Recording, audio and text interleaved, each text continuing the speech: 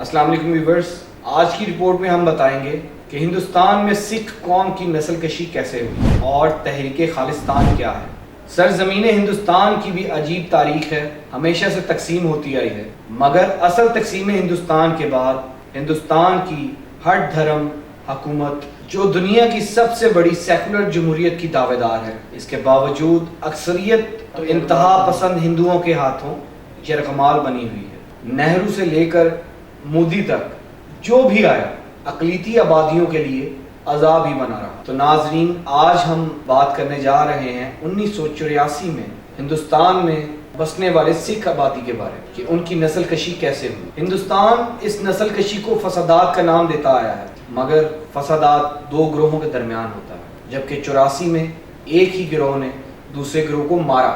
مزید دیکھتے ہیں اس رپورٹ میں، مگر اس سے پہلے ضروری ہے ہمارے چینل کو سبسکرائب کیجئے اور بیل آئیکن کو پریس کیجئے۔ 31 اکتوبر 1984 کو ہندوستان کی سیاسی تاریخ کی تیسری جبکہ پہلی خاتون وزیر اعظم اندرا گاندھی کے سکھ باڈی گارڈز کے ہاتھوں قتل کے بعد ہندوستان کے تمام ہندوؤں نے بہت غم و غصے کا اظہار کیا اور تمام سکھ برادری کو مجرم مانا اور ان کے خلاف اعلان جنگ کیا۔ اس میں تمام ہندو سیاسی پارٹیاں جس میں کانگریس، RSS اور BJP سمیت سبھی ہندو جماعتیں پیش تھیں۔ امیتابھ بچن سمیت کئی ہندو اداکاروں نے اپنے بیانات کے ذریعے اس آگ کو ہوا دی اور ہندوستان میں سکھوں کی نسل کشی شروع کر دی گئی۔ ہندوؤں نے غول کی صورت میں نہتے مظلوم اور عام سکھ شہریوں کا قتل عام کیا۔ سرکاری اعداد و شمار کے مطابق انتہا پسند ہندوؤں کے ہاتھوں 3350 لوگ جبکہ غیر سرکاری طور پر 10,000 سے زائد سکھوں کا قتل عام ہوا۔ تاریخ میں اپنے شہریوں کے قتل عام کی یہ مثال بہت کم دیکھنے میں ملی ہے۔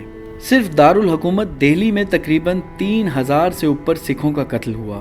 آج کی رپورٹ میں ہم دیکھتے ہیں کہ آخر کیوں ہندوستان کی حکومت نے اپنے ہی پرامن اور شریف شہریوں کو ایسے بہیمانہ طریقے سے قتل کیا، ان کا قصور کیا تھا؟ آخر کیوں ہندوستانی قانون نافذ کرنے والے اداروں نے سکھوں کی متبرک جگہ گولڈن ٹیمپل کی بے حرمتی کی؟ پر اس سے پہلے ہمارا چینل لائک کیجئے، سبسکرائب کیجئے اور بیل آئیکن پہ کلک کر دیجئے۔ 1972 میں ہندوستانی پنجاب کے الیکشن میں کانگریس کامیاب ہوئی اور سکھوں کی جماعت اکالی دل کو شکست کا سامنا کرنا پڑا۔ اکالی دل پنجاب میں سکھ مذہب کے پیروکاروں کی تعداد اکثریت میں ہونے کے باعث سکھ مذہب کی خود مختاری چاہتا تھا، جس سلسلے میں انہوں نے ایک قرارداد اکتوبر 1973 کو لدھیانہ میں جتھے دار جگدیو سنگھ کی صدارت میں پیش کی، جسے قرارداد آنند پور صاحب کہا جاتا ہے۔ 12 لوگوں کی ایک کمیٹی نے اس قرارداد کو پڑھا اور اس میں ضروری تبدیلیاں دے کر اس کو خوبصورتی کے ساتھ تشکیل دیا۔ اس قرارداد میں ویسے تو 108 نکات تھے، مگر قرارداد کا متن یہی تھا کہ سکھ اور ہندو دو الگ الگ قومیں ہیں۔ سکھوں کے اکثریتی علاقوں سمیت پنجاب میں خالصہ کا بول بالا ہونا چاہیے، یعنی سکھ مذہب کی تبلیغ و ترویج اور حکومت ہو۔ اس کے علاوہ پنجاب کے علاقے کو صوبائی حکومت سے زیادہ اختیار دیے جائیں اور جو پنجابی سلطنت 1849 تک مہاراجہ رنجیت سنگھ کے زیر حکومت رہی اس کو بحال کیا جائے۔ سکھوں کو مذہبی، سماجی، اخلاقی اور معاشی خود مختاری حاصل ہو، مگر کانگریس کی ہندو حکومت نے بڑی سفاکی سے اس قرارداد کو رد کر دیا اور یہ کہا، پنجاب کی اصلی استھتی کیا ہے، اس کے بارے میں آپ اپنے شبدوں میں کچھ بتائیے۔ استھتی تو گمبھیر ہے۔ وہاں کے ایک راجنیتک دل یعنی اکالی دل نے کچھ مانگیں رکھی، راجنیتک سمجھ سکتے ہیں، جو بھی پانی پر، زمین پر۔ اب وہ دوسرے راجیوں سے سمبندھت ہیں جو آس پاس کے پڑوس کے راجیہ ہیں، تو جب تک وہ بھی راضی نہیں ہوں گے تب تک ہم تو کچھ کہہ نہیں سکتے۔ 2 دفعے ایسا ایک ایوارڈ یا نرنے ہم دے چکے ہیں، اب وہ مانا نہیں گیا، تو اکیلے ہم پھر سے دیں تو اس کا کچھ اس سے چیز سلجھے گی کہ نہیں، یہ کہہ نہیں سکتے۔ ہمیں لگتا ہے کہ کچھ اس سمے کچھ ایکسٹریمسٹ وہاں پہ زور پکڑ گئے ہیں، خاص طور سے نوجوان کو۔ اس سخت جواب کے بعد ایک سکھ لیڈر جرنیل سنگھ پنڈروالے نے علم بغاوت بلند کیا اور بھارت کی ظالم حکومت کے خلاف اعلان جنگ کیا۔ اسی دوران سکھوں کے اندرونی انتشار بھی بڑھ گئے۔ 1983 تک تقریباً 450 سکھ افراد ہلاک ہوئے اور 1100 کے قریب زخمی ہوئے۔ ہندوستانی حکومت نے پنجاب کے کشیدہ حالات دیکھ کر صدارتی ایمرجنسی نافذ کر دی۔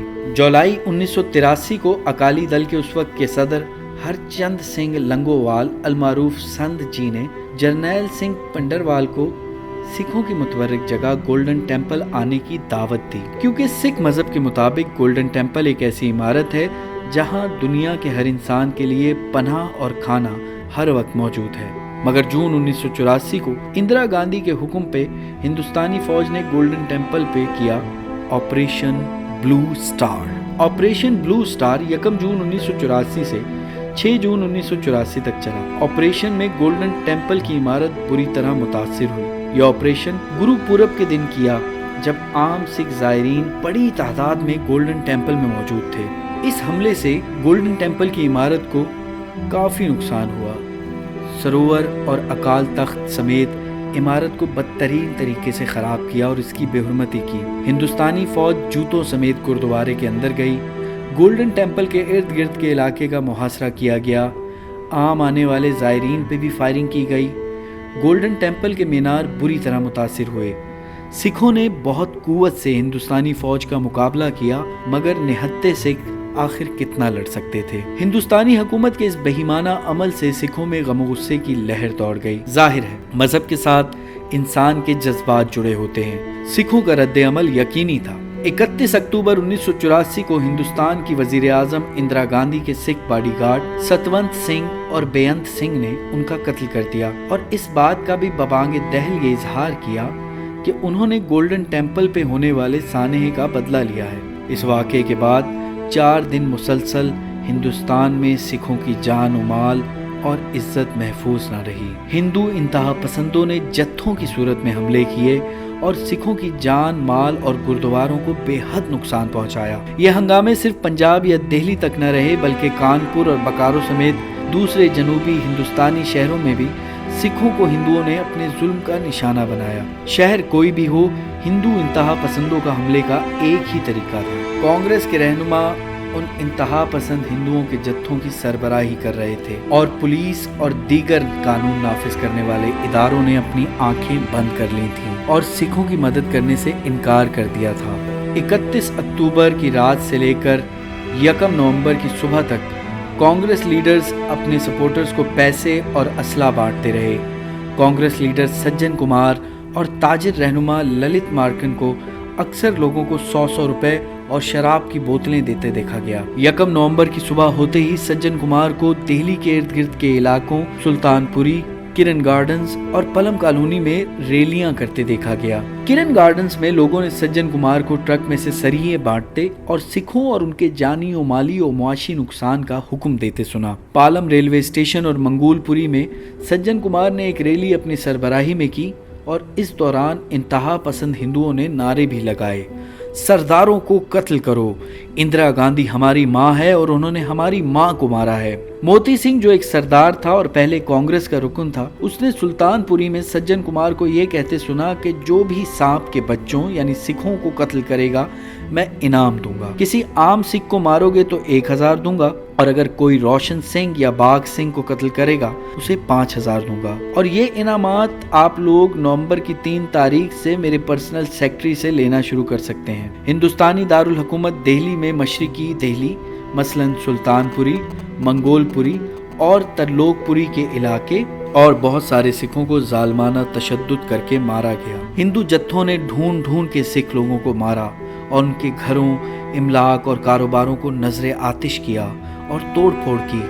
معروف ہندو اداکار امیتابھ بچن نے بھی کہا کہ اندرا گاندھی کے خون کے چھینٹے سکھوں کے گھر کی دیواروں تک جانے چاہیے۔ پنجاب سے آنے والی بسوں اور ٹرینز کو روک کر اسلحہ بردار ہندو انتہا پسند جتھے سکھوں کو نکال کر گولیاں مار دیتے یا زندہ جلا دیتے۔ گھروں میں موجود سکھوں کو گھسیٹ کے باہر نکال کے مارتے۔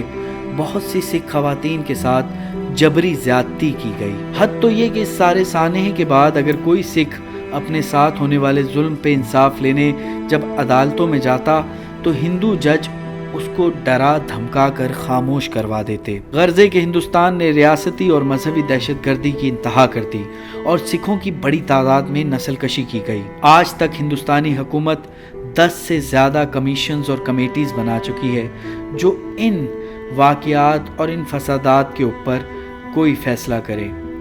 رنگناتھ مشرا سے لے کر ناناوتی کمیشن تک 1984 کے سانحے پہ قانونی کارروائی کرنے بیٹھے مگر سب ناکام ہوئے۔ ریٹائرڈ جج ایس ٹی ناناوتی کی سربراہی میں تشکیل کمیشن نے فروری 2004 میں اپنی رپورٹ جمع کروائی اور کہا کہ انہیں لگتا ہے کہ کانگریس لیڈر مشتعل عوام کی مدد کر رہے تھے۔ ناناوتی کمیشن نے 239 میں سے صرف 4 کیس کھولنے کا کہا، جبکہ بی جے پی نے بقایا 337 کیس کھولنے کا کہا۔ جنوری 2018 کو سپریم کورٹ نے 3 رکنی کمیٹی بنائی جس نے بقایا 331 کیس بھی اوپن کیے۔ 35 سال گزر جانے کے باوجود صرف 10 کیس رجسٹر ہوئے اور صرف 25 لوگوں کو عمر قید ہوئی، جو اس تمام واقعے کا 1% بھی نہیں۔